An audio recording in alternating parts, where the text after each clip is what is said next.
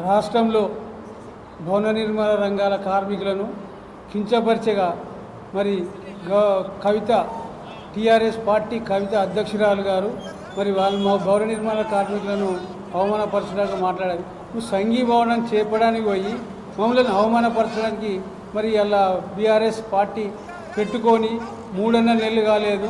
మరి మేము ఒక కార్మికులము, తెలంగాణలో 1/3 ఉన్న కార్మికులం మేము. మాకు మిమ్మల్ని కించపరిచే మాటలు మాట్లాడి మరి నువ్వు ఎక్కడ తిరుగుతావు, ఎక్కడ పని చేస్తావు, ఏం చేస్తావు, ఎక్కడ నడుతుంది నీ పార్టీ? ఒక ఎమ్మెల్యే కూడా నువ్వు గెలవలేవు మాతో పెట్టుకొని. మరి అటువంటి దాన్ని మమ్మల్ని కార్మికులలో వచ్చి ఇలా వాళ్ళు లేనిది మీకు బతకలేదు. మా తాపి గుండుదారం గురించి నీకు తెలుసా విలువ? తాపి అనేది గుండుదారం అనేది నాటి నుంచి నేటి వరకు భూమి పుట్టిన కాడికి ఇప్పటి వరకు కూడా ఆ తాపి మేస్త్రి లేకుండా ఏ ఒక్క భవనం కట్టరాదు, ఏ ఒక్క భవనం లేదు. ఇవాళ నీకు తెలుసు, నీకు నీ భవనం కట్టుకున్నావు కదా 10 కోట్లు 20 కోట్లు పెట్టుకొని. ఎలా కట్టిండు? తాపి మేస్త్రి లేకుండా సెంట్రింగ్ మేస్త్రి ఒక్కడే కొట్టిండా? ఆయనతో పాటు నువ్వు సపోర్ట్ చేసినావా? ఎట్లా మాట్లాడతావమ్మా? నీకేం తెలుసు అని మాట్లాడినావు?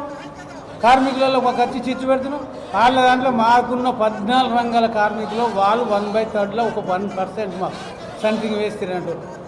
1% తీసుకొని వాళ్ళు మేము 10 లక్షలు 15 లక్షలు ఎవరి కోసం పెడుతున్నాయి? 10 లక్షలు తెచ్చి ₹1 కోటి సంపాదించుకుంటున్నారు. ఎందుకు సంపాదించుకున్నాం అడిగినా? మిమ్మల్ని సంపాదించుకోరు. మా తోటి కార్మికులు కాబట్టి మీరు కష్టపడరు, మీరు కూడా సంపాదించరు. మేమైనా ఎందుకు సంపాదించినాం అడిగినామా?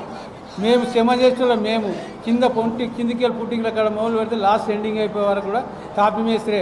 ఆ తాపి మేస్త్రి ఆ బిల్డింగ్ చిన్న క్రాక్ వస్తే ఏమైనా మేస్త్రిని ఏవో క్రాక్ వచ్చిన తుషార్ మేస్త్రిని అడుగుతారు, కానీ సెంట్రింగ్ మేస్త్రిని అడగరు, పెట్ల మేస్త్రిని అడగరు, ఇక కలర్ మేస్త్రిని అడగరు. ప్రతి మాటకు వచ్చేది సుతారే. ఆ బిల్డింగ్ ఎవరు కట్టిరని సుతార్ మేస్త్రి. మరి ఆ సుతార్ మేస్త్రి బచావు అనేవాడు, వాడు అటావు, వీళ్ళు బచావు. ఎట్లా బచావు? నీకు వెళ్ళ పబ్లిసిటీ అయిద్ది అనుకుంటున్నావా? ఇలా మాట్లాడినవు కావాలని? ఇక నీ లెక్క మేము లిక్కర్ దందా చేసి మేము సంపాదించలే. కానీ ప్రతి కార్మికులు చెమటోడ్స్ కూడా సంపాదిస్తున్నావు. మమ్మల్ని కించపరిచే మాటలు మాట్లాడితే మరి నువ్వు ఈ పార్టీ పెట్టుకునే కంటే లిక్కర్ పెట్టుకొని లిక్కర్ దందాలు చేసుకో. నువ్వు 4 నెలలు జైలుకు కూడా పోయినావు కదా ఆ లిక్కర్ మీద. మమ్మల్ని ఏదో ఎచ్చపెడుతూ మాట్లాడుతున్నావు.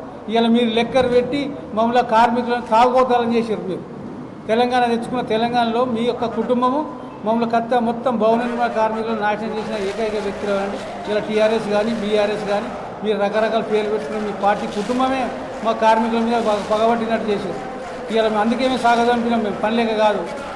ఇలా కార్మికుల కోసం ఒక్కనాడు కూడా చేయలేదు. ఇలా గతంలో 1996 చట్టాన్ని ఇలా సరిగ్గా రాజశేఖర రెడ్డి గారు తీసుకొచ్చి మీరు ఇట్లా ఇస్తే దాని యొక్క ఇన్సూరెన్స్ మీ కార్మికులకు ఈ రకంగా ఉంటుందా అని చెప్పి మమ్మల్ని డెవలప్మెంట్ చేసుకోమని 2 లక్షల రూపాయలు ఇలా మామూలుగా ఒక ఆడపడుచు డెలివరీ కోసం 8,000 రూపాయలు, మామూలుగా చనిపోతే 30,000 అటువంటిది అని శాంక్షన్ చేసిండు.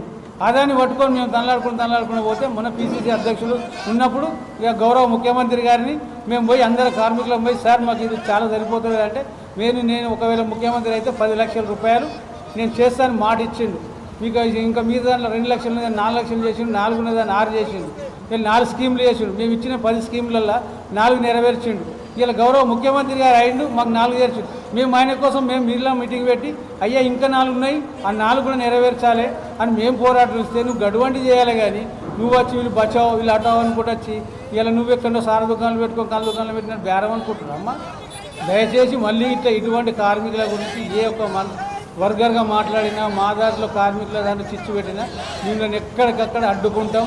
మరి భవన నిర్మాణ కార్మికుల రాష్ట్రంలో అతిపెద్దగా ఈ వ్యవసాయదారులు అంటే వ్యవసాయదారులు వెనక ఉండేది మన భవన నిర్మాణ కార్మికులే తెలంగాణలో.